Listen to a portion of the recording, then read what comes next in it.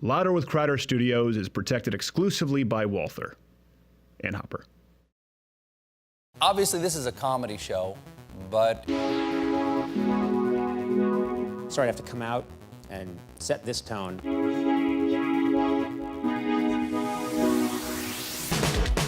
In Iraq, female mechanic sparks gender revolution. It's being tentatively titled, this project, the Women Can Make Suicide Bombs Too Revolution. Students at San Diego State University are now offered extra credit if they take a quiz to determine their level of white privilege. We should address the elephant in the room first. Comic Sans. On the college that quiz. Is the elephant. Was this a clown college? We're gonna learn about white privilege. Do you find yourself often with the munchies? If so, we have a snack that can be salty or sweet. A man finally came home after living in the woods for 10 years. Rumors have it that he was held there against his will by the Weinstein Bears. Oh. I can show you my wang.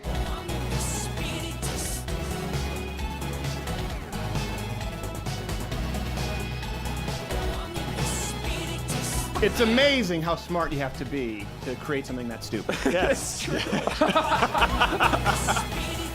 That's not going to get trending.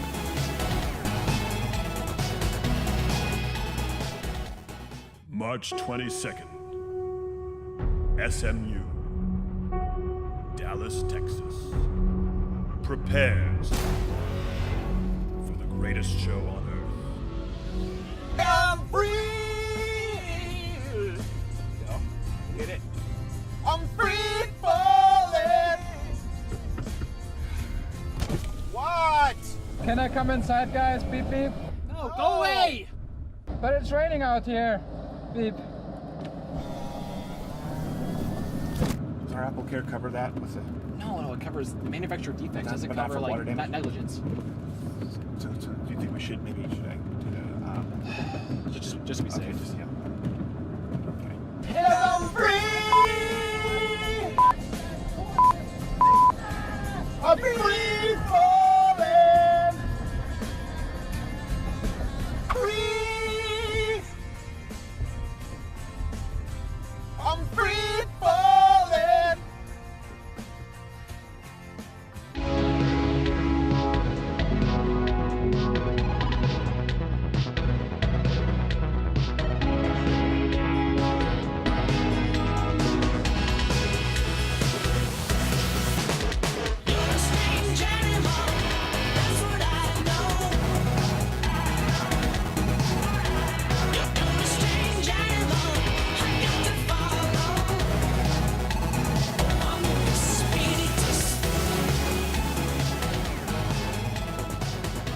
That's called the It'll Be Banned Soon. Glad to be with you.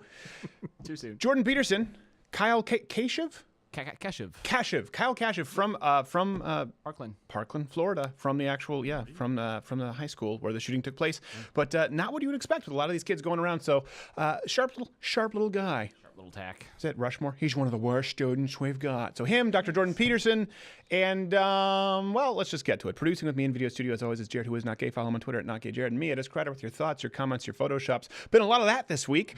Yep. I fulfill my legal obligations, driving conclusions. Are we good? I'm sorry, I'm here too. SimplifiedWine.com, Sommelier-in-Chief, Gerald Morgan Jr. How are you, sir? Doing well. How are you? What's the wine of the day? Wine of the day, Robert Foley, the Griffin. That stands to reason. And Sven Computer, are you ready for overlays? Yes, hello. I'll try not to fumble on my lines today. Beep, beep. Well, good. They'll be few and far between. So, question of the day.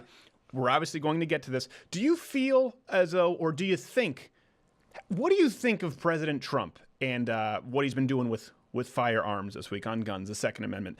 Are you disappointed? Do you think it's been taken out of context? Let us know. And of course, there's the tariffs issue, which just happened today.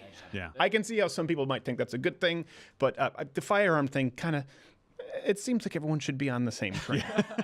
Had a lot of wiggle room on that one. Yeah. All right. So we have the news today, but yeah, a lot of Photoshops because apparently I'm the biggest meme on the Reddit this week. Yeah. Right. Congratulations. We just cut the program. I was sure it was going to be a bad thing. But Yeah. You know, is that why you're sitting so far from the microphone? Sounds like he's talking in a toilet. He's back here. This is how I do my job. I have a request. I want somebody to make the meme, wine is better than beer. Change my mind. Request denied. Dang it. So, along with Walmart and a few other stores, Dick's Sporting Goods has been in all the trends this week. This comes from USA Today. They are now banning the sales of assault-style weapons across all of their stores after Parkland, Florida. They will also end sales of guns to people under 21 years of age. Also on the list of items no longer available at Dick's, balls. Yeah.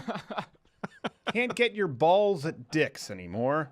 Of course, this comes as part of a larger rebranding effort from Dick's to reposition themselves in the market as P***'s sporting goods. So they're really, they want to be on top of It's it. expensive, but hey, it is worth it. Yeah. It's worth it. Just make that change. I don't know how they see this going down. Do you think if they do this, we could see a rise in like paintball mass shootings? Like that's going to be a thing now. Like use that instead? No effect. It's just a power play for headlines. Yeah. Virtue signaling. No, I'll just take the one that they used to kill bears. Exactly, because they still sell all those ones. Exactly. They're still there. Oh my Still a thing. I do. A lot of people are talking about this too. That someone might take it to the Supreme Court because it's a fundamental right. Can you say I'm not going to sell firearms to anyone over 40? You know, where does it stop? Yeah. If legally you can purchase that firearm, if legally they are selling What about firearms, like you buy spray paint and stuff like that, or Elmer's glue, and they're like, I got to card you for that. Is that a federal thing, or is that a store policy? Making sure no, that's just you because your face was up on their wall. That happened. Ottawa man was shot and killed by police on Tuesday over a violent grocery store dispute for, wait for it, over cereal. Police responded to a stabbing on Wellington Street West around 6:45, arriving at the scene of a Metro grocery store where it was reported that multiple people had been stabbed in the cereal dispute. Of course, since multiple stabbings, leading them to now suspect that it may have been gang-related. Silly rabbit, tricks are for Crips. Kid tested, gang member approved. Are you sure it wasn't Tupac Sam? Just follow your gut.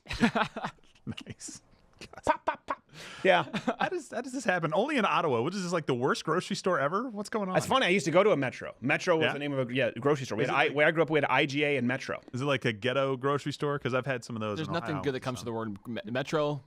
Take the train, take Metro PCS. There's nothing. It's not going to be a good experience. So you got Metro, the goes train. that possible That's an sponsorship. unpleasant experience, generally speaking. Metro PCS, that's a very unpleasant experience. Metrosexual. So I'm trying to think, where's Metro?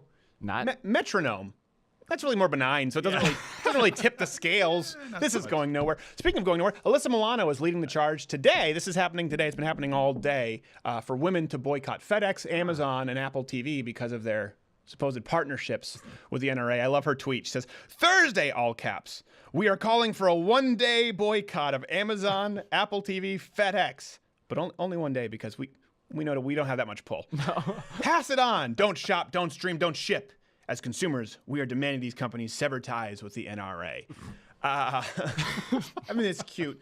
Of course, now listen, we don't want. We're all guys here. I understand. Sometimes you can have a blind spot, so we don't want our male privilege to show too badly. And we do understand that apparently it's been a very difficult day for feminists.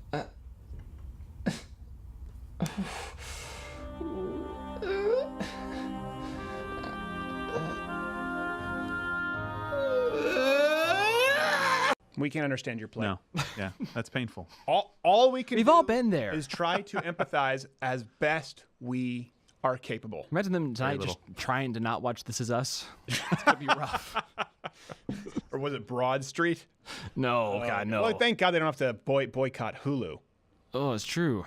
What would they do with all the new girl episodes? All the men are. By the way, hey, if you're watching this on YouTube, hit the notification bell because subscribing isn't enough on YouTube now. And of course, you can listen on iTunes and SoundCloud, Louder with Crowder, for those who don't know. Another piece of news, the Russian stadiums will allow cocaine, cannabis, and heroin at the 2018 FIFA World Cup. Yeah. There you go. They are so far ahead of us. A loophole Well, there you go. Well, is going to allow soccer fans attending the 2018 FIFA World Cup in Russia this summer to bring all of the aforementioned drugs. When asked why, the committee representative said, because it's 2018.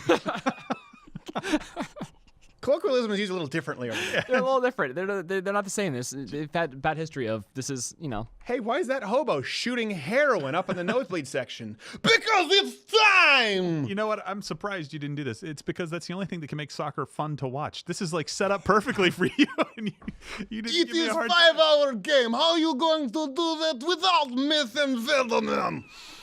You can put that phrase in front of anything though, and it just makes sense for liberals. Like in Nazi Germany could have been easily. Why did we get rid of the Jews? Because it's 1945. We got to. There was. Oh no, Sven Computer, you got to fact check him on that one. It's much earlier, isn't it? Yes, it is. 1945, Nazi Germany. Leave me alone. That's a bad year. Yeah, y'all weren't doing much then. Yeah. Wait. Doing some. Very, very little. I was going to say. I thought it wasn't. When did Nazi rule officially end in Germany? 1945. Beep, beep. Yeah. I guess the new parliament started like 1949. But Okay. All right. The rest of the time, 1945. Hitler just made his way to Argentina. Yeah. You know, I guess I was thinking 1945. Okay. Well, you know what? We'll give it to you. You know what? Find out if it was a leap year. Get back to me. Let me know how many Pinocchios I get. Because they're like, oh, really? The Nazis actually, their power was fucking up because the Allies had. Shut up! We're getting through the show. Right. Oh no, actually, I'm hearing we have to take a we gotta go. breaking news regarding the feminist boycott.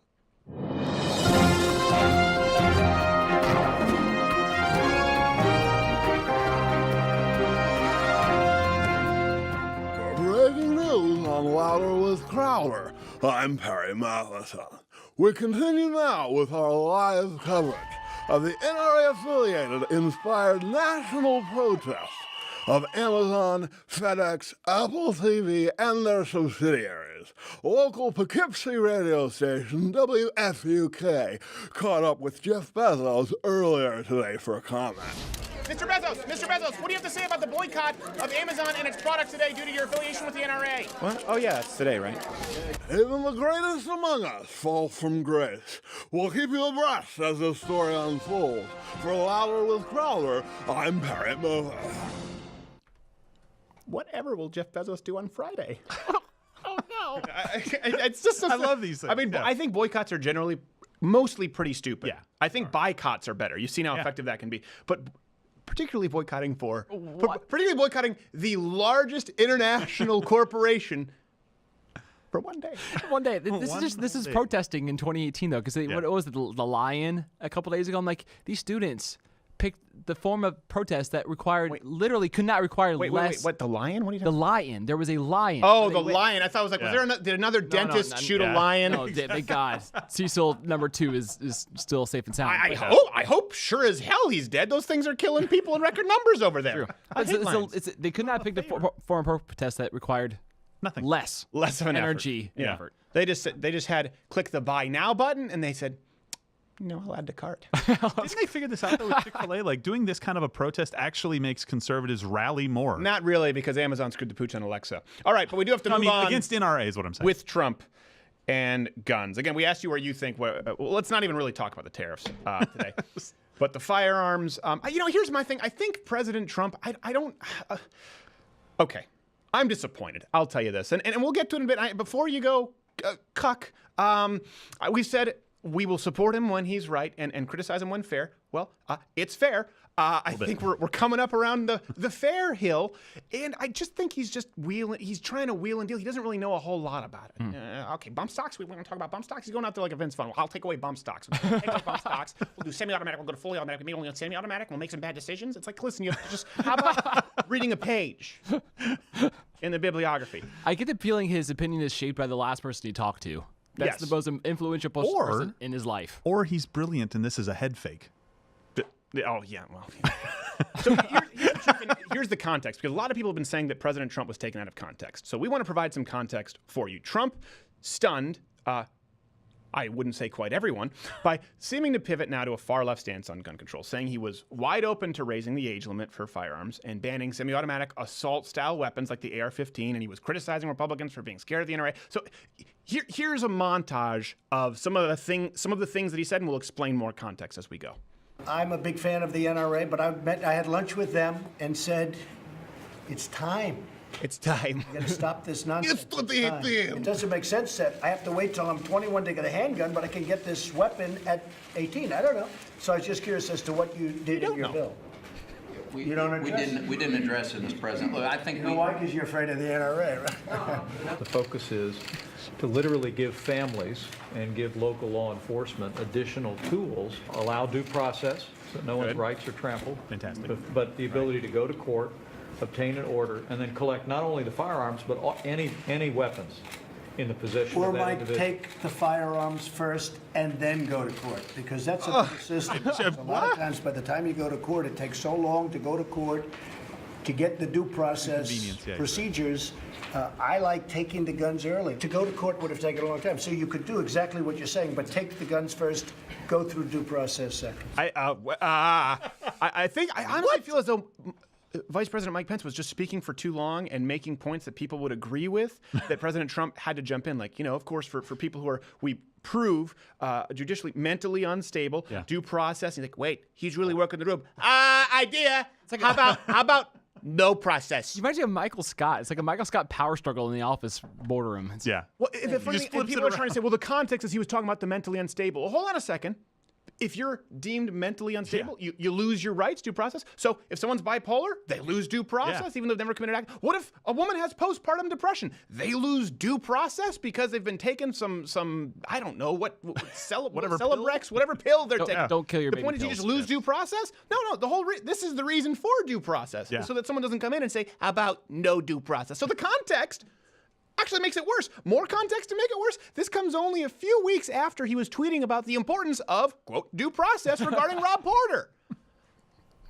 People's lives are being destroyed by mere allegation. Is there no such thing any longer as due process? It's capitalized. He seems to have an understanding of it. He seems to get it there. Capitalized it, though. All right, and before this meeting, by the way, this is something that people need to understand. There were 2 gun reform bills in Congress. And we were talking about this earlier. It didn't trend anywhere, the assault weapons ban. Did you notice that? It was it dropped on Monday, and I barely caught it at the very end of the day. I'm like, oh, this was a thing. Yeah, And then it was gone. No, I hadn't seen it Can at you all. confirm, Sven Computer, was it trending anywhere at any point, the assault weapons ban? Not that I'm aware of. No, I didn't see it anywhere. I'm looking, wait, it's not in any of the trends. So there was an assault weapons ban, which would have banned most semi-automatic weapons, okay? If you look at it, it was obviously banning guns like the AR-15, but actually would ban many carry pistols, such as ours right here. Walther PPQ sub compact, by the way. Fantastic firearm for people who are wondering. It would ban a lot of firearms. It would ban most handguns that people have, most semi-automatic handguns. We looked at it and we were going, virtually every gun. Almost all my guns are on this list! And then, so that was one bill, and no one heard about it. The other was to fix the NICS Act, which is the background checks. So it was about tightening up already existing background checks, ensuring people like the Sutherland Springs shooter, Florida, don't slip through. Now, here's something that people don't know. Democrats supported it. Yeah. Okay? So it would have passed, actually, with Democrat support, and a lot of Republicans supported it. But as of last week, they were withdrawing their support. Why? Because they realized it would actually happen, and they'd rather pass a more extreme bill. Yeah. That's what's so crazy. Reach for the stars. They're putting it forward like, okay, here's my bill. You know what? I think we'll take a look. No. But it was yours. It was your bill.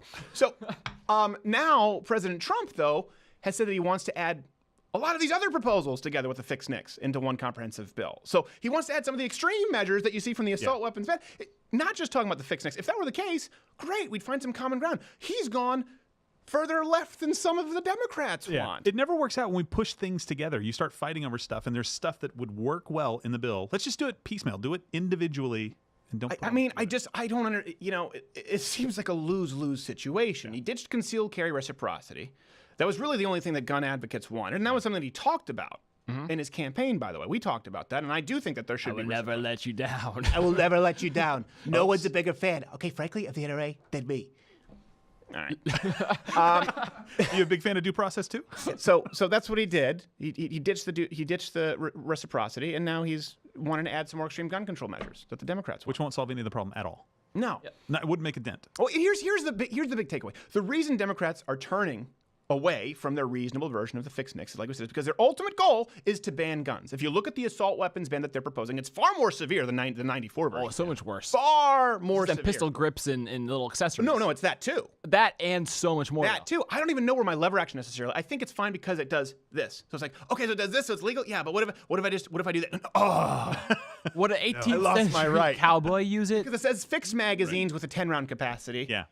And I don't know if the lever action mine has 13 rounds. Ooh. So it's really, really murky. The point is, their overall goal is to ban guns, so they're backing away from their own bill. And when Trump throws away due process and he tries to compromise with them on that, that's who he's compromising with. You let me know what you think. I just think it's important. Listen, if this is the guy who's heading the Republican Party, and you're afraid of keeping him accountable, don't be cowardly. No. This is the time to make sure, because this is pretty bad. This is a fundamental right.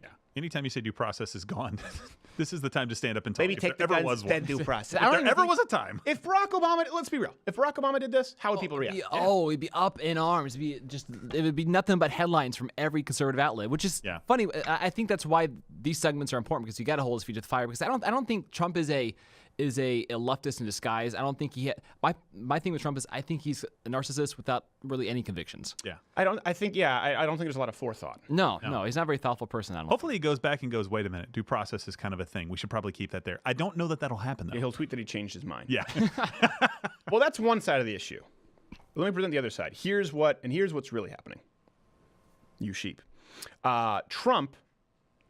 President Trump, I want to be respectful. President Trump is out doing this to out the deep state plants in the swamp. This is part of his master plan. He will see which Republicans go along with the liberal gun control plan. Tick tock, little Marco, am I right? Then he will confiscate all semi-automatic weapons. He will then purge his administration from everyone who went along with it and send them to the gulag, where they will be forced to build the wall with all the semi-automatic weapons that he confiscated. Then Trump will use all of his own fortune combined with the money from the tariffs that we just heard about today to buy fully automatic weapons to replace all the ones that he confiscated. He'll give them back to you, and we will usher in a new golden age as the swamp is transformed into a modern-day Garden of Eden. You've heard of this 4D chess?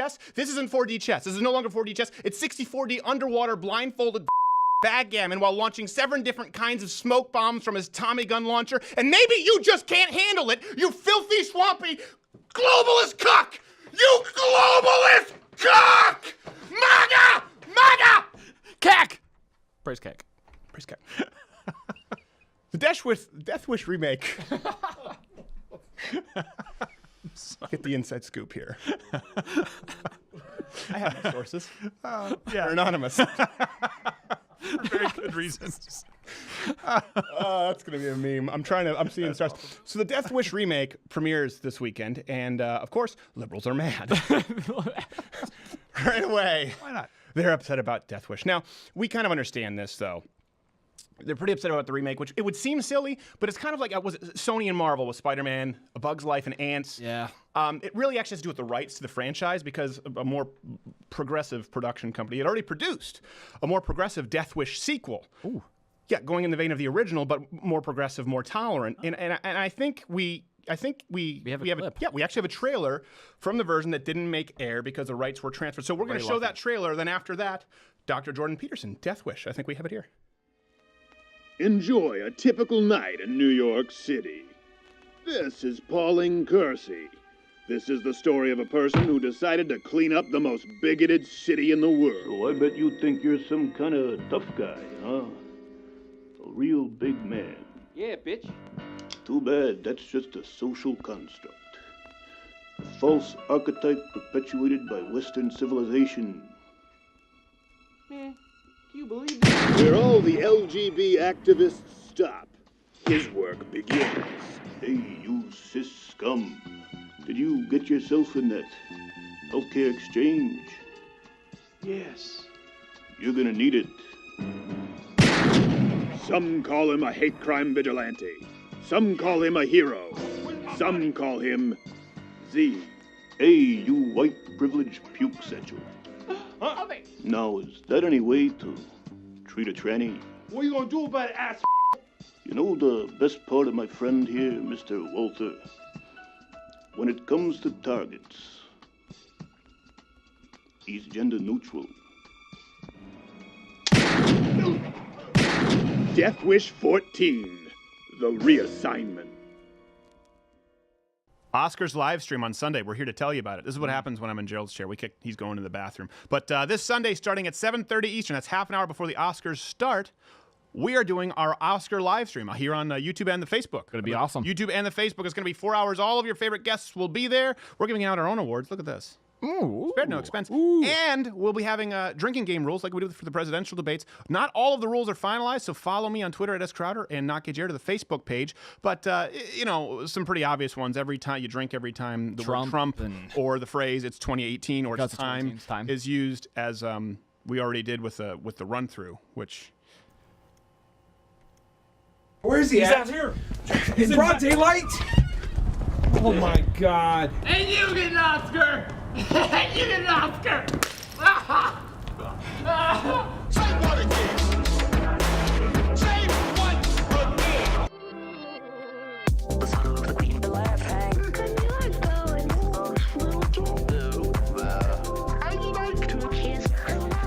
glad to have our next guest. And, you know, I don't know how else to express it, but when I see him, he only gets better with age. You feel things. I get very, very comfortable.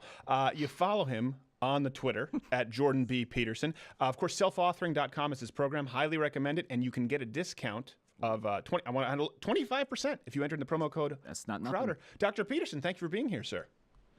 My pleasure. Thanks for the invitation. You keep looking better and better. Now, I know you said you had health issues last year. Is that what you attribute it to, or is it just you're like Benjamin Button? I think my health is improving. It's improved in many ways. There's still a few areas that aren't so good, but I think I'm perhaps winning that battle. And so maybe that has something to do with it. My life is actually somewhat less stressful than it was a year ago, too. I mean, I'm still being relatively regularly pilloried in the press. And I think the Queen's University radicals are going to have a bunch of protests about me on the 5th when I go there this week. But most of what I'm receiving publicly is positive. And so, yeah. And in a kind of overwhelming manner. So this is making things less demanding. Well, I'm glad to hear it, because I know there were a couple of times where you were on air, we talked off air, and you had some health issues and you were stressed. And I mean, I'm sure, listen, people will say even someone as intellectually developed as yourself, when you deal with new situations, and fame certainly is one of those things you can't prepare for. I would certainly say in your case, a certain level of infamy, you still have to learn how to process it and deal with it. And every day, I'm sure you're getting more and more efficient with it. That's happened with people here on this program. Okay, I do want to really quickly, let's touch on this first, because this interview has gone everywhere. You had an interview you sat down with Vice, and well, let's roll the clip. Do you think men and women can work in the workplace together? I don't know. Without sexual harassment? We'll see. We'll see. How many years will it take for men and women working in the workplace together? More than 40. To get a sense. We don't know what the rules are. Like what? Here's a rule. Don't How about no makeup in the workplace? Why would that be a rule? Why should you wear makeup in the workplace? Isn't that sexually provocative? No. It's not? No. Well, what is it then? What's the purpose of makeup? Some people would like to just put on makeup. Why? I don't know why. Why do you make your lips red? Because they turn red during sexual arousal. That's why. Why do you put rouge on your cheeks? Same reason. I mean, look. How about high heels? What are they for? What about high heels? What about them? They're there to exaggerate sexual attractiveness. That's what high heels do. Now, I'm not saying that people shouldn't use sexual displays in the workplace. I'm not saying that. The media said. But I am saying that that is what they're doing. And that is what they're doing. Do you feel like a serious woman who does not want sexual harassment in the workplace, do you feel like if she wears makeup in the workplace that she is somewhat being critical? Yeah. Now, I love the reason I wanted to show the context is because you this is not what I'm saying. And of course, as you know, the media went on to say that's what you were saying. I even saw some. Yeah, well, it's not. The thing is, you don't get to think. That's part of the problem, and that's part of the problem with restrictions on free speech. Is like thinking requires the contemplation of uncomfortable ideas. That is what thinking is. Right. And so I was putting forward a thought. It's like, what are the rules? Like, and the reason that I was doing that, well, he was a remarkably annoying interviewer. I was going to say, he didn't seem exactly like someone you'd enjoy spending a ton of time with. Well, he was, yes, it was, yes, I would say that's the case. Have you talked with him since at all? No. Good. And so I was a bit more short-tempered than maybe would have been optimal. But I disagree. No, I disagree, if I may express this, because I heard Joe Rogan say that. I think you've earned the right to be when someone is being that silly, that confrontational, and that incapable of answering questions. You ask He puts his rouge on for him. Yes, he puts his rouge on for him, damn it. I think, I don't think so, because I've seen both sides of you. I know you don't enter into a conversation looking for that. It's kind of like the one Change My Mind video that I did recently where a guy just came in and started screaming, why don't we teach men not to rape? And I said, yes, who are you arguing with? I would say don't be hard on yourself. I know some people have criticized you. I think you've earned the right to be. That guy was a little bit dickish, but continue. Well, I've thought a lot about workplace behavior. And I mean, there is a reason that men wear suits. Yeah. They wear suits so they all look the same, basically. It's an indication that they're all playing the same game. And we don't know what the rules are governing behavior in the workplace. And sexual behavior say. Like, it isn't my feeling that NBC is correct when they've decided to ask their employees to report on one another if there are office romances. I actually think that's a bad idea. And I would like to think that we could be mature enough so that perhaps women could wear makeup to work, and men could wear suits that exaggerated their shoulders a bit and trimmed themselves at the hip. Maybe that would be okay. But I don't see any evidence in our current behavior that we're mature enough to handle any of that. Can I ask you a question? And we can't even talk about it. Yeah, well, let me ask you a question. And this is a genuine question because I thought about this with the interview, and I'm wondering if there's an example that I can't think of. But I watched it, and I thought, okay, he's asking the question here. He said, we don't know the rules. It's only been about 40 years. That's a short-term experiment. Now, other people will say, oh, we've had 40 years. You go, in the realm of human history, I mean, that's nothing. That's less than the distance between Germany acting up again. And I was sitting there going, hold on a second. Let me actually think about this. Of course, you think of high school, you think of private schools, wherever, any instance where young men and young women are together, romantic relationships develop, a sexual tension develops. That happens in the workplace today. That happens on film sets. We hear about that all the time. Is there any instance... Happens on our sets. Yeah. Is there any historical example of, I guess, sort of an ecosystem, human, I should say. Let's limit it to humans here, where humans... no lobsters. Yes, no lobsters, despite putting them on Zoloft. Is there any historical example of humans, co-ed, thrust into the same, men and women, without there being sexual relationships and interactions? I couldn't think of there's been attempts to make that happen. I mean, I mentioned this in the Vice interview. Like, there were unisex uniforms for the Maoists, right? Because the idea, and that this went along with the radical leftist viewpoint, was that the overt differences between men and women should be minimized, hence comrade, and to exactly eradicate the intrusion, let's say, of individual sexuality into the collective workplace. I think it didn't work since there are 9 billion of them. Yeah. Yeah. Well, I'm not going to go ahead with that line of questioning. But okay. No, what? You can't take sex out of things. It's really hard. Right. Now, and that means we have to have a hard conversation about it. And it's not like there's any real consensus on this. My sense is that stable monogamy is the least catastrophic solution. Yes, I think that's right. Yeah. And well, because what's the old joke? Life is a sexually transmitted disease with 100% fatality rate. I don't think that's an old joke, but it's a rough one. Eh? Yeah, it's a little more modern. I think you just came up with that just now. I think Jordan Peterson's trying to attribute it to someone else when it came out of that noggin. No, it's rough, man. So a lot of these problems are intractable. Yeah. How to regulate sexual behavior. It's like that's like how to raise children. These are really hard problems. Right. But it would be nice if we could have a mature discussion about it. But we can't, because we can't even think about it. I said, well, maybe women shouldn't wear makeup. I didn't say women shouldn't wear makeup. Those are actually very different statements. It's like, here's a possibility within the realm of possibilities. We could discuss it in the abstract and see what we conclude. Oh no, we can't do that because that's just too close to reality. Actually, I would say one thing. You didn't even say maybe women shouldn't wear makeup. He asked you, are you saying they shouldn't wear makeup? And you said, maybe. You answered maybe. You didn't answer in a definitive yes or no because you wanted to explore the thought process. It wasn't even necessarily something that you brought forward as a solution. So I think that's even more important because he was asking a question that he didn't know the answer to, and effectively you were saying you didn't know the answer to. What's wrong with that? You trip over unconscious taboos. Right. And sometimes conscious taboos. And that's the same problem, this idea that you don't have the right to say anything offensive. It's like, okay, well, how many people are you talking to? Well, let's say I don't have the right to offend you. Okay, fair enough. What if I'm talking to 1,000 people? Do I not have the right to offend one of them? What if it's 1 million people? Right. I mean, there isn't a single thing I could possibly say about anything that wouldn't offend one person in, I would think, probably 10, but certainly 1,000. Yeah. It's like, so what does that mean? So that means you don't get to say anything. Right.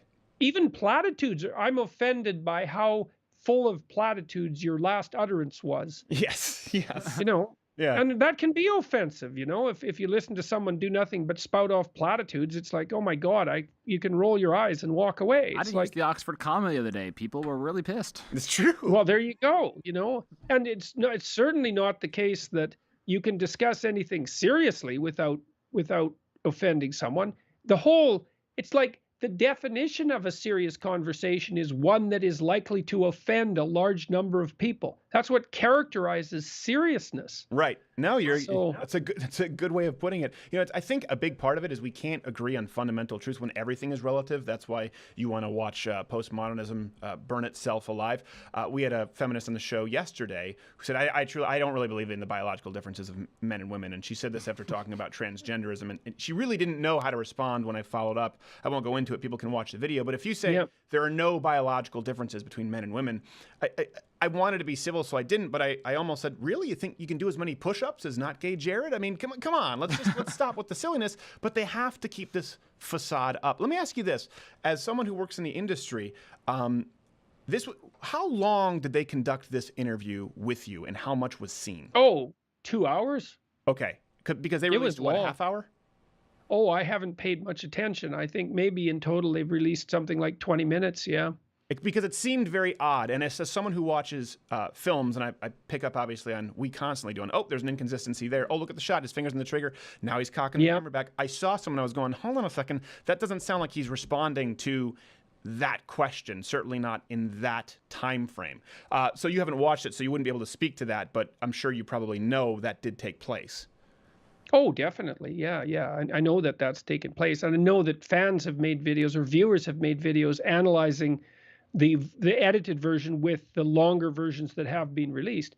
Yeah, I think it's redounded very badly to Vice's reputation, and discredited them, because especially YouTube viewers are increasingly savvy about video editing technology. They know how to do it themselves. They know what it looks like, and they're sick and tired of people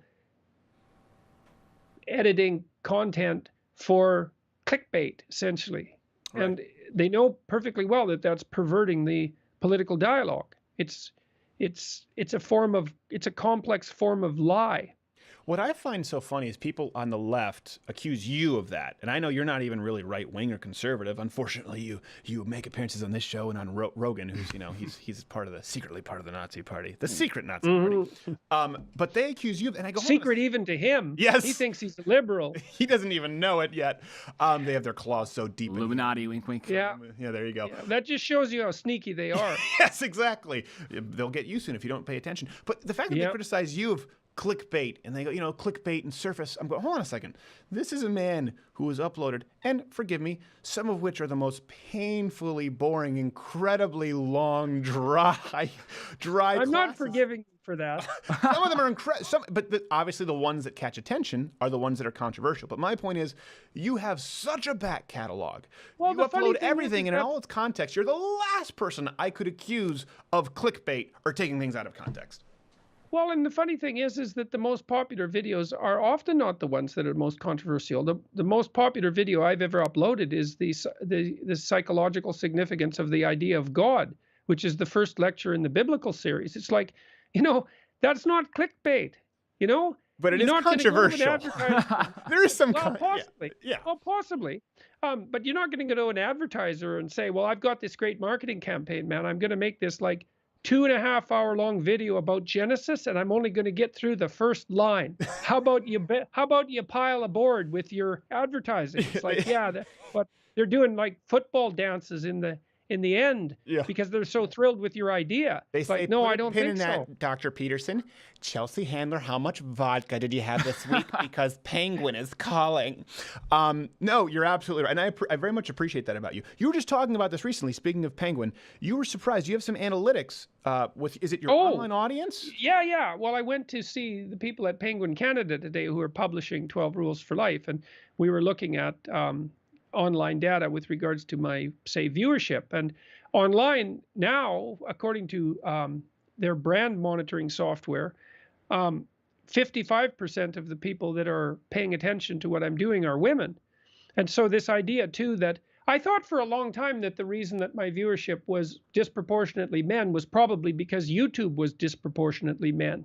Yeah. So it was just a side consequence of that. I couldn't tell. And I mean, there's lots of things that I am saying that are germane to young men. But I thought, well, there's no reason that young women wouldn't be interested in this. It just doesn't seem to be. Wow. Well, maybe YouTube's not the venue. And I have a fairly big Facebook following at the moment. And so there's more, that skews harder towards females. But anyways, the point is that, yeah, it doesn't look like my viewership is male dominated. And the public talks I'm doing are about 50-50 now, and the crowd's getting older too, I would say, or at least more diverse across the age span. Yeah. I used that word, diverse. Yeah. I'll have to go paint my tongue black after the interview. Next, he's going to have a nose ring and be talking about how problematic things are. No, you know what? That's interesting that you say that, because we skew very heavily male on YouTube, not the same on Facebook, and our shows are largely male. Definitely a diverse age range, I would say. But our biggest fans, our most engaged fans, are women. So, number one, that's interesting to me. And something else, do you know what that tells me? Because we just had this feminist on the show the other day, and she said, I'm just trying to show you that patriarchy is just as bad for men because you should get 9 months paternity leave. I'm saying patriarchy, this idea of a male-dominated, is bad for men too. The fact that you have 55% of your audience, that they're women who are interested, tells me that feminism is toxic to women, not just men. Oh, I think there's very little doubt about that. I mean, I think the feminists, all things considered, the radical types have done an absolutely terrible job of addressing what it is that women actually need and want. I mean, what women need and want is for some pathway through life that it allows them to unite their desire for a productive career and for productive engagement in the social sphere with their disproportionate responsibility for early childhood care. Right. And the fact that those things have to be crammed into the first 30 years of life. Those are hard problems. Sure. And the typical 19-year-old woman who's in an educational institute, and I use that term lightly, presumes that career is going to be her fundamental focus of concern for the bulk of her life. And for most women, by the time they're 30, that's just simply not true. And the reason for that actually is that people are more sensible than that. There's a small percentage of men who are hyper career focused. Right. I don't know, it's probably 1 in 20 or something like that. And those guys, they'll just work 60 or 70 hours a week for forever, beetling away on whatever they're doing. They're not typical. Right. And yeah, you understand that. Yeah. And most of the people who are like that are men, but most people aren't like that. And most women figure out by the time they're about 30, even if they're in high-powered careers, that that's not enough in life. Right. Like, it's good to have some friends, man, and to have a social life, and maybe you should have a family. Like, what the hell are you going to do when you're old? Right. No, it's not so bad to have a grandchild or two. It kind of fleshes out your life. Yeah. So, well, and of course, then they argue, well, that's societal. When most women don't really want that. And again, this comes where it's really hard to have these conversations. I think the reason something like that is controversial is because when people talk about common ground, it's got to be founded on some kind of truth. And when we have feminists saying, I don't believe in the biological differences between men and women, well, that's why it's controversial. Where do you go from there? That's why it's controversial to say what you're saying, and it's controversial to say, hold on a second, maybe a girl on testosterone therapy winning high school wrestling meets is a problem. That's controversial. Yeah, maybe that's a bad idea. It's just possible that that's not a very good idea. I mean, it's hard to imagine that could be the case. But, in this idea that I don't believe in the biological differences between men and women, it's like, well, what do you mean by believe? Exactly. It's like you act out your belief. I mean, what the hell does that mean? And what do you mean? See, what do you mean by belief? What do you mean by biology? And what do you mean by gender?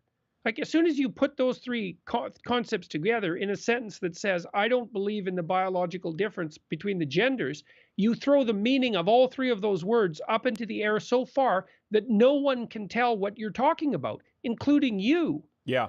And that's the goal, though, I think, a lot of the time. I think it's Oh, definitely. Definitely. Part of the goal is an all-out assault on the categorical structure. Yeah. Absolutely, and that's where postmodernism comes in, and it's trying to destroy science. To be reductive, you just ask that person, you don't believe in the different biological differences. Okay, boxers or briefs. And if they say panties, you say checkmate.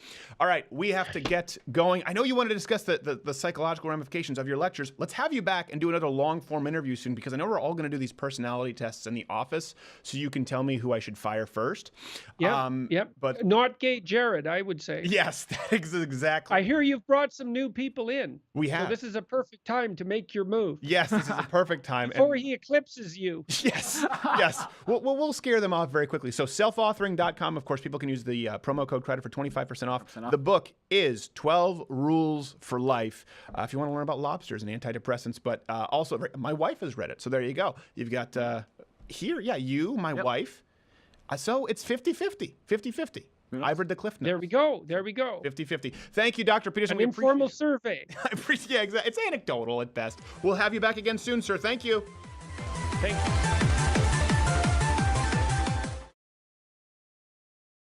Live read time. We do this once a week. Listen, we appreciate you guys so much. Like I said, hit the notification bell if you're subscribed on YouTube. If you're not a Mug Club member yet, that's how you get Louder with Crowder Daily, louderwithcrowder.com/Mug Club. The only way to support us, we don't make any money off of YouTube, and we keep our sponsors really limited. So join Mug Club. You get the Daily Show, Morning Grinders, everyone else over there. Of course, it's CRTV. Gavin's there now, Roaming Millennial. Constantly growing. And if you don't want to join Mug Club, but you're looking at a firearm, support our sponsor here, Walther Firearms. Let me do something real quick. This is actually my carry. As you can see, now it's clear. I can only do this because no one's here in the studio. And this is their new Walther PPQ subcompact. We've talked about it a lot. Their PPQs are full-size. PPS is their super slim carry. It's really, but this is actually really the best of both worlds, and you can put in a full-size magazine. Here's the great thing about Walther. We had been using them for years. I've been a huge fan of Walthers. I'm a revolver guy and a Walther guy, pretty much. I'm not necessarily a brand loyalist, but the semi-autos I have are, I think, all Walthers at this point. We had been pursuing them to be a sponsor for a long time. And some other ammunition companies, funny enough, who you'd think were conservative, were signing on the dotted line and then backed off because it was too controversial. Walther liked it. Walther has balls. You can pick whatever you want. All we ask, the only way we need to advertise Walther is try it. When you go to the store, feel it. If you go to a gun range, just ask to try the Walther. Google any review right now of the Walther PPQ. You tell me what you find. Just try it, and if you don't like it, you don't have to purchase it. You might not even be able to in 6 months. Louder with Crowder Studios is protected exclusively by Walther and Hopper.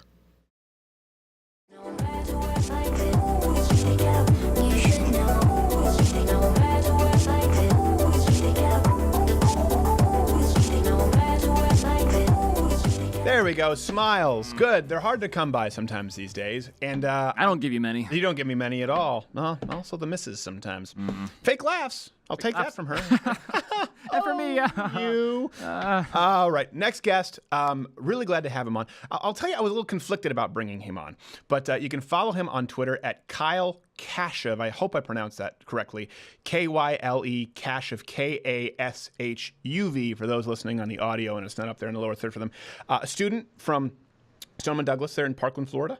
And he was there when this he goes to the school where the shooting occurred, and we know there have been a lot of teenagers out there who are doing a lot of media. One point of view has been expressed. And first off, well, Kyle, thanks for being here, brother. Thanks for having me, man. Well, I like it.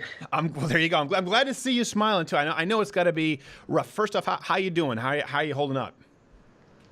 I'm holding up good. I know today I came to school and there was a lot of support. There were practically, I'd say, like at least 150 police officers just outside the school. Apparently there were 2 horses and a goat and a lot of dogs throughout the day. Was the goat being ridden by a policeman? Because he lost a bet. No. They were just standing outside and they wanted people to pet it, and they were just they're crapping all over like the front grass. Yeah, it seems to me like it. Yeah, if you have a fire safety drill or something that day, it's like, what's going on here? Well, we had to bring the goat. Why? It's a therapy goat. I don't even know if that's a thing. Therapy seems goats. like they make it worse. Well, good. Well, listen. Obviously, our thoughts and prayers are with everyone who's been affected there. And I mean, I was talking with you about this off air. I was a little conflicted about bringing you on. I said to my booker, I was like, no, don't bring him on, because I hate it when teenagers. We've talked about this so much. Or kids are exploited in tragedies. And the only reason we're having you on is because, unfortunately, there have been so many kids on the other side who've gone out and they've gotten CNN town halls and they're on every single show. And it seems like you've been brought into this somewhat reluctantly. I mean, you didn't jump at the chance, and now people are starting to hear from you. So I said, okay, if everyone's going to give the other side a voice, I wanted to give you a voice. What made you decide to, okay, I'm going to dip my toe in the water? It really started when I went to Tallahassee, and I saw that the movement was sadly becoming a little bit less of making sure school shootings won't happen again, but more about anti-gun agenda pushing. Right. And then I realized, like, look, there's only a Democrat point of view in this entire situation, and I'm a Republican, and I think it's important that we express both sides of the situation. So I rolled with that, and everything's been like networking on my own. Like, I have to reach out to Fox like on my own. There's nothing wrong with that. But I haven't been getting like active. Kyle, would you like to be an interview on like mainstream media networks? They haven't personally reached out to me. Right. Well, and that's why I'm very grateful that you came here and we can spend a little more time with you. You know, we had Stephen Williford on after the Sutherland Springs shooting, the guy who stopped the bad guy with his AR-15, and he'd had a few requests, but not many. And after we had him on, it really fizzled out very quickly. And I'm going, hold on a second, this was a more deadly shooting. 27 people were shot. This guy is a hero. And no one was interested in talking with him? That was really startling to me.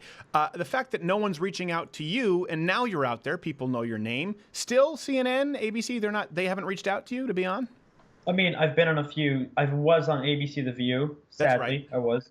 Okay. Yes, sadly. And I was. How did Whoopi treat you backstage? Did she say, "You don't know nothing, child"? And then I was on two CNN lives, and then a bunch of tiny, like interviews here and there. Nothing big league until this past few days. Well, until this program, of course. Now one step forward with The View, 2 steps back. Yeah. Let me ask you this, because you were talking about this off air, and one thing that really strikes me about you is when you talk about it, you have. I mean, listen, you're a teenager, but you do have a basic understanding, it seems, of firearm terminology. We just did a Change My Mind. Well, I used to watch your show. And what keyword they're being used? What happened? Look, Trump won the election, so there was no need for the information. Oh, okay. Well, you chose a hell of a time to jump back in, Kyle. That's true. I hope you had a hell of a piss break, Arnold. Let me ask you this. You seem to have a basic understanding of firearm terminology, and none of the other, regardless of where you line up, none of the other kids do. Now, that's not just those kids. We just did a Change My Mind segment we released this week on a college campus, and none of these college students knew semi-automatic or automatic. Okay, now have you found that that's the case with a lot of the students you encounter at the school? A lot of my kids in my grade still think that automatic weapons are still a thing and they're still legal in America. And then they get on CNN. What's the conversation like between you and them? The conversation is, there's two instances. It's let's ban all semi-automatic weapons, and I'm like, well, practically every gun is semi-automatic, practically. Right. And then the other one is we have to ban all guns. Those are the two conversations I mainly have. And both of those instances, I have to explain how, A, it's not logical, and then I try to explain the pros of like guns in America and how it represents a national ideal of self-independence. Well, when you have, without naming names, you have some students from your school who go out there and they say, we do respect the Second Amendment, but we need some kind of legislation. And then what we saw Monday, this new assault weapons ban, which, by the way, would remove our carry firearms here from Walter. By the way, trigger control, just so people know. It would remove effectively almost all defense firearms if it's a double stack or more. Most semi-automatics, depends, like the '94 assault weapons ban. Again, what do you think when you see students, fellow classmates, going out saying, "No, we respect the Second Amendment," and then they get in line behind legislation that, like you said, effectively bans all guns that are practically used for defense? I think it mostly stems from ignorance. A lot of them just bandwagon off each other, and they don't really think about what they're saying. They don't really look into it. Yeah. At the end of the day, they just want you to either carry a musket, or don't carry anything at all. Right. Yeah, exactly. That's easy to follow. We can be on board with teachers having muskets, but on the wall. It has to be the horn musket that goes like this, not the one with the barrel. It seems like that could be a little bit scary. That really is surprising, because you think it stems from ignorance, but they get all the airtime, and you have to make personal phone calls. Is that concerning to you? Well, yeah, it's concerning, but that's the way the world works. I'm not good for views, for mainstream media. I'm not. Yeah. And so if like there's a Democrat pushing the agenda of a certain news source, then that's who they're going to pick, Right. Well, let me ask you this before we'll move on with that and kind of the fallout with the media. Did you know at all, or did you have any relationship with the gunman? And we don't even use it. No, I didn't know of his existence at all, but I had fellow friends who sat in class with him for 3 years, or were their like higher ranking officer in JROTC. They knew he was out of whack and had mental issues and was kind of like an outcast, but no one ever thought he would do something like this ever. Now looking back in retrospect, it's it makes sense that this kid would do something like it. But back then, no one thought he would do something like this ever. Yeah, it's odd to me considering the 39 instances where there were reports or instances recorded, because obviously those don't all happen in school. But I had a couple of kids in school I remember who I made friends with because I just thought if ever they were to snap, I was like, I'll be the kid who was nice to them. And I was homeschooled. I was worried about my brother for years. Yes, he was worried about his brother. That's because you were the one who was goading him. No, but so this person wasn't necessarily didn't act out a lot in school. He was more quiet, I guess, in class and seemed to act out in his home life. I don't know that. What I do know is that he had multiple instances with fights. That's what I do know. Okay. I don't know his how he personally acted because I didn't know him. Right. But I do know that he had multiple fights and then he ended up in the office a lot. Wow. Okay. So you can't really go by that. I mean, every kids have fights, and it doesn't mean every kid who had a fight if they became a school shooter. So, and that's one thing too. People you don't want to throw around that generalization, just like the vast majority of gun owners don't end up committing gross acts of evil. Every kid who gets into a fist fight, listen, I had a couple of myself, a couple of dust-ups. See? A couple of little riff-raffs going on in high school. Let me ask you this. So you go to this school, and there have been a lot of kids, obviously outspoken, town halls, a lot of them there talking about. But we had a shooting, to give you an idea. I'm from Montreal, at Dawson. And Dawson was actually the college right across the river from me. I went to Champlain College, but almost all of my friends went to Dawson. And I remember a lot of kids talking about it, but I remember one, I won't name this person's name, wasn't even there. I knew this for a fact because this is someone who I knew. When it comes to, and it opened my eyes to, with these shootings a lot, it's just get someone from the school. How many of these kids who are out there talking about it are like yourself, maybe didn't have any direct relation to the gunman or weren't even in that building or part of the building who are going out talking about these experiences? Like, the thing about me is, and I've publicly stated it, I was in a different building. What a lot of people don't understand is that we have a huge campus. We have 3,000 kids. And not everyone was in the freshman building. Right. Like somewhat a minority of people were in the freshman building when it happened. Mm-hmm. And I myself wasn't in the building. Some people say, "Oh, Kyle, you're a hero," or I'm like, "No, I'm not. I'm not. I'm simply a kid with opinions, speaking them out." Mm-hmm. And I happened to be going to the same school where the shooting occurred. A lot of the people who were personally in the classrooms that were targeted have not been on air, and for very good reasons, because every time they do, it brings up the tragedy and the trauma of what they experienced. Yeah, it is very difficult. We had Stephen Wilford on the day afterward, and he specifically actually said he wanted to do our show because his daughter was a fan and said, we know that you'll give him a fair shake and it'll actually be cathartic. And it was the first time he talked. Remember, he was sobbing on air. Yeah.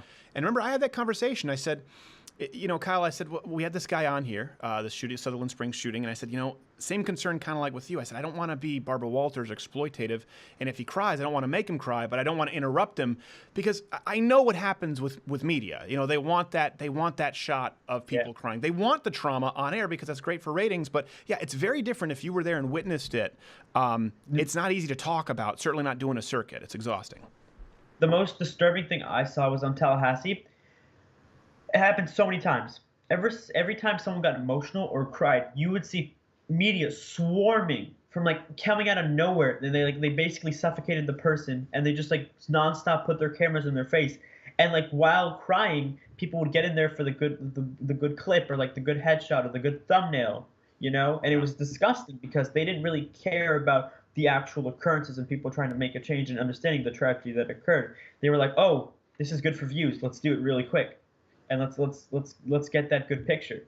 Well, we'll move on to the gun violence in a bit, and I know you want to find some common ground. But before we do that, has this opened your eyes more so to the ugly underworld of media? Seeing this now, do you think that's a facet that maybe you didn't expect?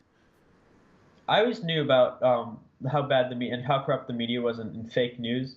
Yeah. But fake news. But it really made open my eyes to see how truly it showed me real instances of corruption. Yeah. In media. Do you know anyone yourself who was there when the incident occurred? I knew a few kids, and none of them that in my knowledge went out of their way to speak on air or have interviews. How are they doing? Have you been in contact with them? Are they doing better? Or? They're all doing okay. Okay. They're all doing okay. But a friend of mine, her lab partner was one of those who was killed, and now she just has an empty seat every day she goes to her class. Gosh, that's heartbreaking. You know, that is absolutely heartbreaking. And now, see, now I feel bad because I asked that question that brought up. I don't want to be that guy who's swarming, but no, it really is heartbreaking when you think about it, and it's heartbreaking whenever it happens. Whether it's in Sutherland Springs, whether it's Virginia Tech, and that's where we have, Virginia Tech. It was all pistols. And Sutherland Springs, the guy was stopped by a good guy with an AR-15.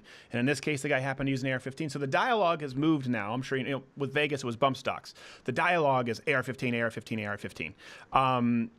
What are your thoughts on that? And when you've gone on to do media, do you feel that they've tried to lead you with their questions? Have you kind of had that in the back of your mind, like, oh, okay, I know where I want to go? When I've been on air and I was really naive, I would really answer the questions that they really asked, and like it would lead me slowly into a trap of what they wanted me to say. Right. But I've been like more conscious of that, and I'm like, I'm gonna answer how I want to, and if I don't answer your question, then you're gonna deal with it and do whatever you want to. But that's just how I'm gonna answer. If you want me to put me in a trap, you as a neural net processor, a learning computer. Whoopi's trying to trap me. Okay. Yeah. They're gonna have to deal with it. Yeah. But like, I've realized that I know I somewhat forgot your question now. But, no, I was saying if it was in the AR-15 is a talking point now, just like it used to be bump stock. And I wonder if it's always in the back of your mind, they're trying to guide you to something, usually either the AR-15 or assault weapons. I was wondering if that was something you really, and you answered it, that you really felt them trying to push. I've stayed clear from discussing gun control, like specifically like what guns to ban, because it's simply not logical and there's no point. There's not going to happen. So there's no point of even discussing it because it's not logical and it won't happen. Right. So like simply talking about it, it goes nowhere. So people start talking to me especially when I have arguments with my friend, they're like, we should ban the AR-15. I'm like, well, I mean, pistols can fire just as fast. Right. And then it's quite even easier to reload a pistol, and they're also a bit mobile. Right. So I think my friends told me that he used an AR-15. So the range of every time he went through a window was limited because of his scope, because of his barrel. Right. Had he used the pistol, he would have had all area into the room. Right. Yeah, it's definitely a lot harder to navigate around the room. And this idea that it's the weapon of choice, that's what, you've heard them say. It's not. It's not. As a matter of fact, most mass shootings occur with pistols. And even if you look at a lot of it's just right now, the AR-15 is the buzzword. It looks it's an angry rifle. It looks scary. Right. Yes, it looks like a scary rifle. And listen, it's an effective rifle. I won't be someone who's like, well, it's actually no, it's not a pea shooter, but there are far more effective rifles. There are far more effective killing machines, to use the term, than the AR-15. They're available to the public, and some are less effective. But like you said, it's illogical. You're not going to remove this from the public, but that doesn't change what they put forward, the legislation on Monday, which really isn't just about AR-15s. It would effectively be most semi-automatic pistols. Let me ask you this, because you've talked since about your sheriff there. So I want to make sure that you're okay talking about it, because, and if you don't, you can always just say, hey, pass, if you don't want to answer a question. But I've seen you talk about this sheriff. He went out there, and now some things have come to light, and he was immediately blaming the NRA and saying we need to ban all, semi-automatic weapons. So this was really before you had surfaced at all in the media. So you knew who the sheriff was, and you saw his talking points. What were your thoughts when you saw that unfolding across on a national platform? Can I pass? Okay, you can pass, but you've already expressed some thoughts on the sheriff. But maybe you have to see him every day, so I don't blame you. Just if you see him driving by in his Lamborghini. In his Lamborghini, I'll tell him that Steven Crowder has a few questions for him. Yes, exactly. What's the story behind the Lamborghini? What is that? Do you actually see that often? I have no clue. I just know that it's a nice car, that they did the decals very well. And, I wish I had a Lamborghini. Yeah, I think we all wish. If I had police funding, I'd get a Lamborghini as well. Yeah, exactly. Just you can say you're welcome. Well, I guess on behalf of your parents, because you're too young to pay taxes. But say, Sheriff, my parents say you're welcome for the Lamborghini. Let me ask you this now. So we'll get to this, because the conversation has been gun control. And you said that's not practical. I know you would like to probably have more discussions with some of these kids who get more airtime in your school. What do you think should be the national conversation, if we're having one about this at all? What I've been really focusing on is bridging the left and the right,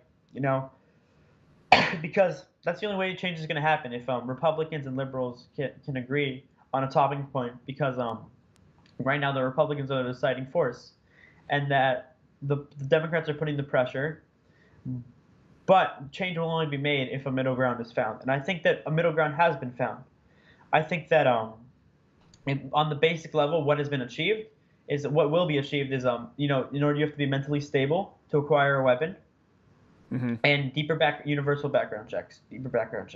Well, I think making sure that the system that we actually have is being implemented, right? Because this guy should have been put on to the next background check. So that's a kind of a talking point. Well, we do have background checks. In this case, this guy who had, I think, blown away at this kid, the student who had blown away a chicken, I think, with a handgun. I mean, some really, really gruesome stuff. Should not have been able to legally purchase a firearm. Wasn't he autistic as well? I believe he's autistic. And that brings me to the topic. You say mental health, mentally stable, right? That is, I mean, and I don't expect you to have all the answers, but a lot of people, I'm sure, as you know, in high school, just say I'm on the spectrum. So it's like, okay, does that? That's true. That's true. And I was talking to members of the Senate when I was in Tallahassee, and I said to every single one, look, I want to make sure that the Second Amendment isn't infringed upon. What can you guarantee? My biggest concern is that the rights of the everyday American citizen will be infringed upon, and I want to make sure that the mental health checks don't infringe upon that. Yeah. Did they have an answer? And I was told you should be a lawyer, and I said I would like to make real money.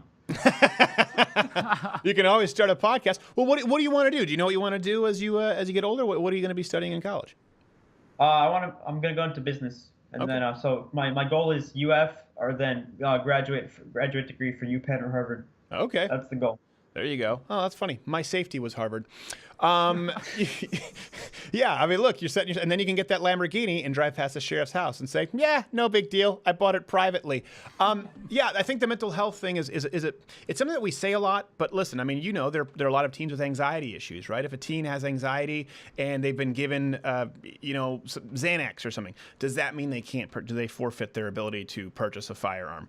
If a kid has ever been on Ritalin, I think this is something where, and you know this, right, because you're more of a sort of libertarian conservative, I don't want the government to have the right to strip anyone, as you said, to infringe upon a right now any more than the next government. I don't want Donald Trump to do it. I don't want President Barack Obama to do it. I think the measurement has to be violent behavior or serious provable capability of violence, a judge to rule you mentally defective, not a kid with, who's, everyone says on the spectrum right now in school.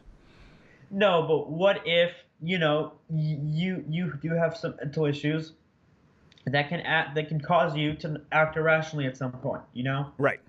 That's always a concern. Yes. So the biggest issue was how do you determine the characteristics that make sure that you can't have a gun? That's the hardest discussion right now, I think. It's the hardest discussion, but you made a good point. It's not a hard discussion about a guy who's acted out violently, who's had 39, reported instances, right, and has a history of it. So we don't need to go to anyone who's on any kind of medication or anyone who went to go see a psychologist or anyone who's been depressed. We can go, okay, how about let's all agree on people who have acted irrationally and violently. People have a history of that, no firearm. We can all agree on that. Like you said, there's some common ground there. That we can all agree upon. Yeah. But then it comes into play whether or not they're inherently, by their genetics, or what disabilities they have, if they should be able to own a gun. Right. Yeah. I mean, that's the tough thing is it's until we're Minority Report and we can predict what crimes, people will commit in the future. It's tough. Like you said, you can't infringe upon the rights of someone if they have not infringed upon someone else's rights. This kid already had multiple times. Yeah. The non-aggression principle. This kid had already committed acts of aggression against other people. So, but again, like you said, if we bring that up and we talk about it, like you've talked about these guiding questions in the news, that's not what they want. What's been proposed on Monday is effectively a ban on pretty much any semi-automatic pistol. So it's tough to find. I don't think that's going to pass. No, of course it won't.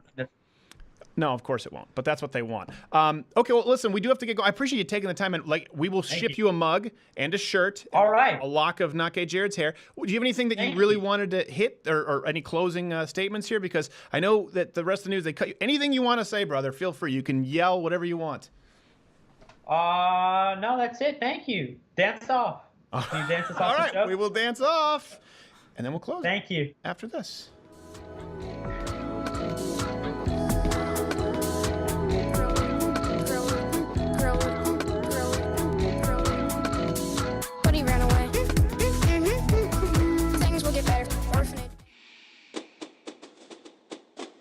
Fighting soldiers from the sky, fearless men who jumped and died, men who mean just what they say, the brave men of the Green Beret. Silver wings upon their chest, these are men, America's best. 100 men will test today, but only 3 win the Green Beret. Okay, cut. Yeah, that's great. We're gonna take it from the top with some quick rewrites. Rewrites. Yeah, nothing big. Just include more market share, be a little more inclusive. Okay. Fighting soldiers from the sky, fearless men and women who jump and die. What? Yeah, sorry. I'm just getting word from our EP. We're doing some more rewrites. It'll just be a minute. Peaceful soldiers from the sky, fearless men and women who jump and die. Cut. Rewrites. Peaceful soldiers from the sky, fearless men and women who jump and fly. Peaceful people from the sky, fearless Z's who jump and fly. Yeah, so the rewrites they're fairly simple. No, I know. I just I'm not a singer. I know This you're is- not. I'm You're not required to write them. No, we are giving you. Silver wings upon their chest Or breast. breast. These are Z's, America's best. 100 men, Z's, damn it. Z's will test today, but only 3 win the Green That's Beret. Z's. I don't know what's so hard about the Z's. Yeah, Z's thing. you know, I'm sorry. This is all new to me. No, it's countless Z's win the Green Beret, not 3. I understand. We wanted to remove the stigma of exclusivity. But that's the whole point of the Green Berets. It's exclusive. No, not anymore. Everything's more inclusive. Okay, I'm directing here. Just shut up, okay? And do what I say. Do what I told you, Mr. Army Meathead, okay? Okay, watch it. Okay, from the top. Fighting soldiers from the sky, fearless men who jump and die, men who mean just what they say, the brave men of the Green Beret. You like that one? Is that good? No. That's a wrap.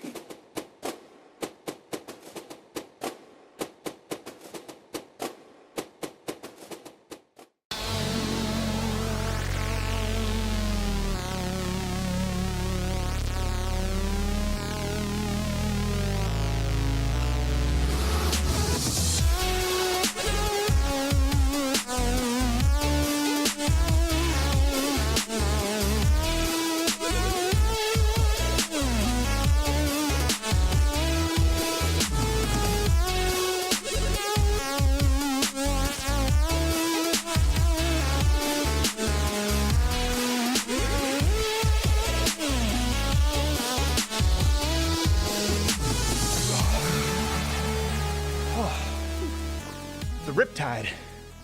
It almost got me. I don't know why we choose not to breathe. I don't know. During that. Very nice young man, Kyle. It's one of those names that you're so likely to get wrong. I know. It just happens. And like Jordan Peterson. People asking, louderwithcreditor.com/tour. SMU. The 22nd of March. It'll be awesome. We're going to have Illinois after that, I believe, the following Thursday. In and then a bunch of other Dallas, schools, Texas. That is in Dallas, Texas. But SMU is a big one. Big-ass theater, big-ass show, surprises for you. So we're really looking forward to that. It'll be fantastic. Yeah, a lot of people were wondering, they're like, are you no SMU? Because of the Change My Mind and how hostile they were. We're going back there. We're going to their 2,000-seat theater. And we're going to see what happens. Let the cards fall where they may.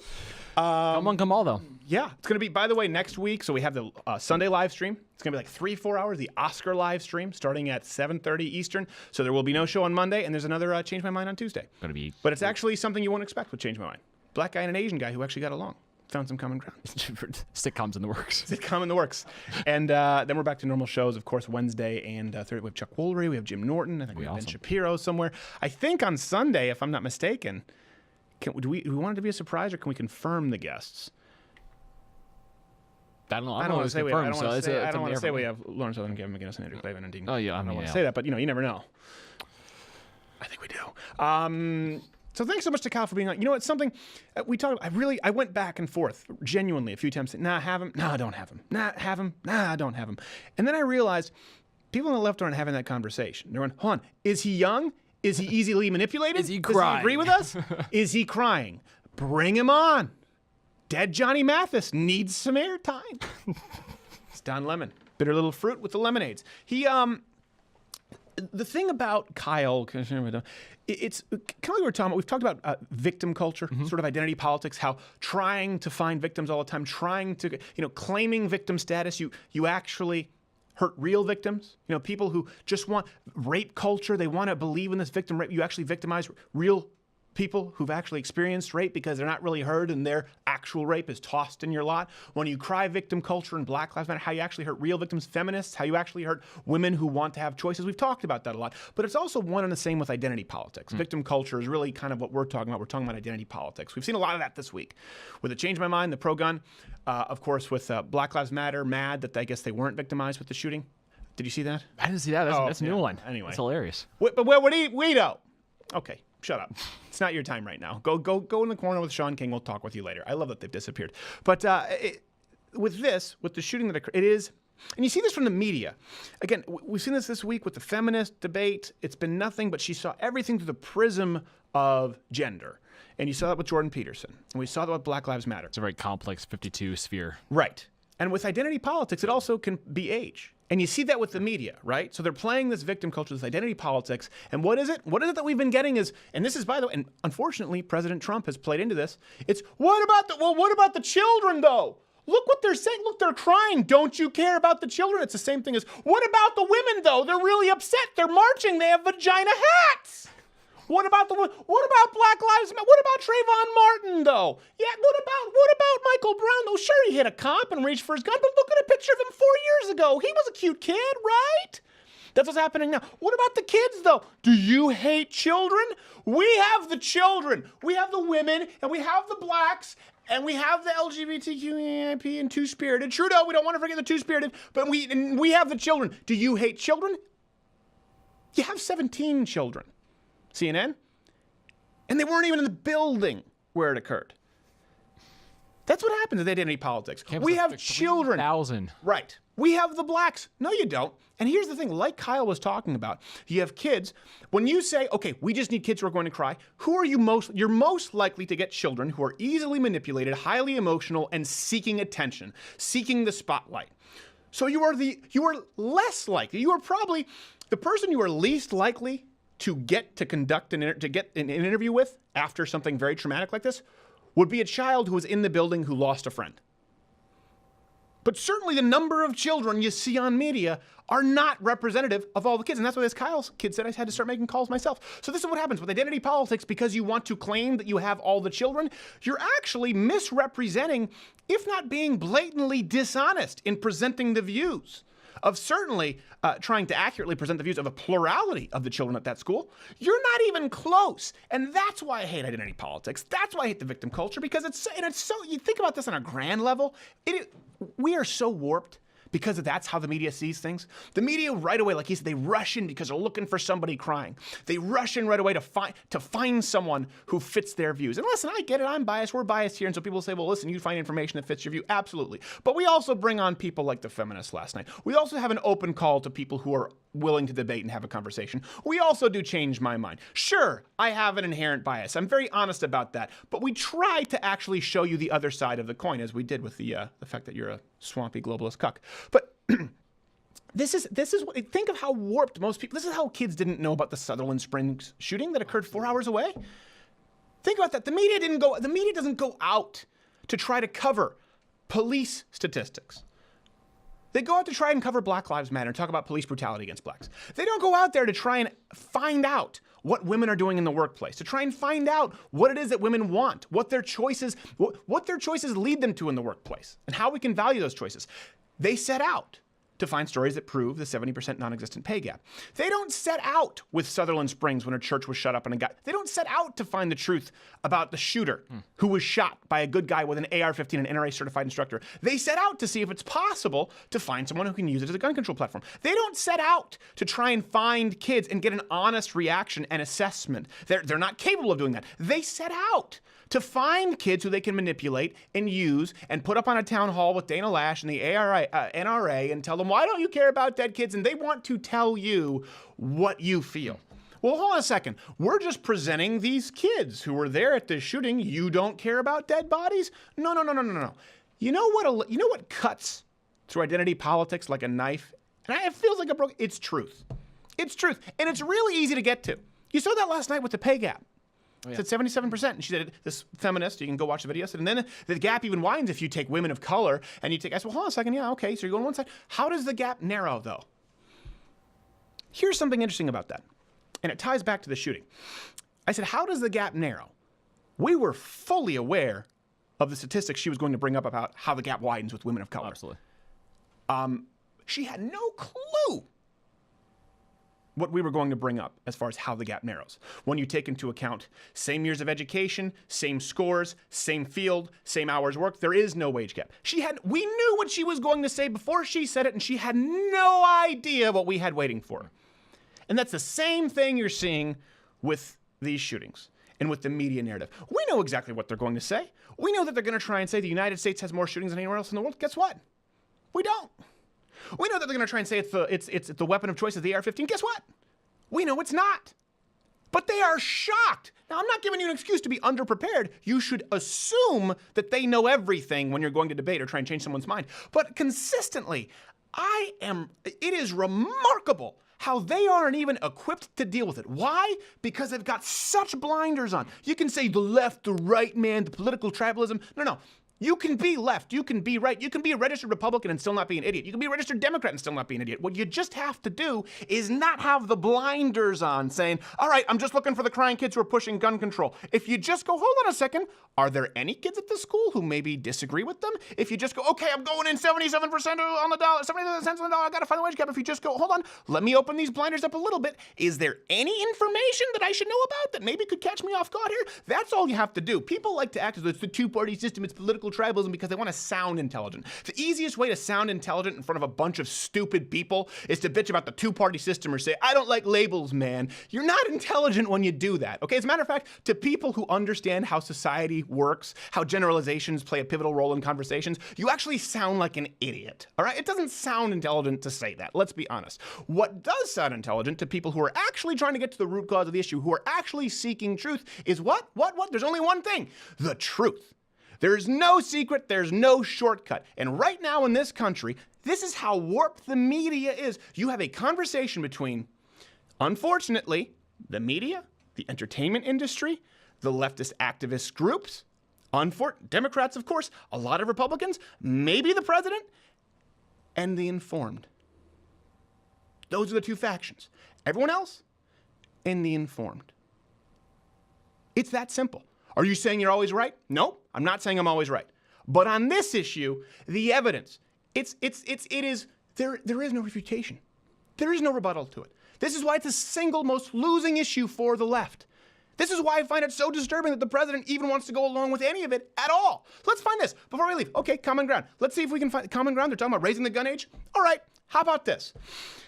One age to be eligible for the draft, to enter the military, to be able to drive, to be able to get a beer, or to be able to get a gun. Think anyone's going to want that age to be 21? So why in the hell should you have the ability to get a learner's permit and drive over a ton of steel glass and gasoline behind you while texting on your Samsung 9 that you hope to God doesn't blow up at 16 years old, and you don't have the right to self-protection as prescribed in the Second Amendment until you turn 21? Can someone explain that to me? Let's find common ground and make it one age across the board. Oh, by the way, add to that voting. No, don't reduce voting. Don't reduce the voting age because you want some kid who cried on CNN to be able to vote. They shouldn't be able to make policy. One age for all of it. Tell me what the age is, genuinely. Send it to me at scrider@knockgagejared. This is the final point today. What should the age be for all of it? Cars, insurance, right to bear arms, free health care, voting, schooling, all of it, military, ability to drink. Pick one age. Let's say you want to cut through the political bull. Pick one age, be consistent about it. Let me know what you think that age is. I'm sure opinions will differ, but at least we have a starting off point. Hey, isn't that different from what we have here today with the media? All right, we'll talk to you next week. We're going to talk to you Sunday. Oscars live stream. Oscars.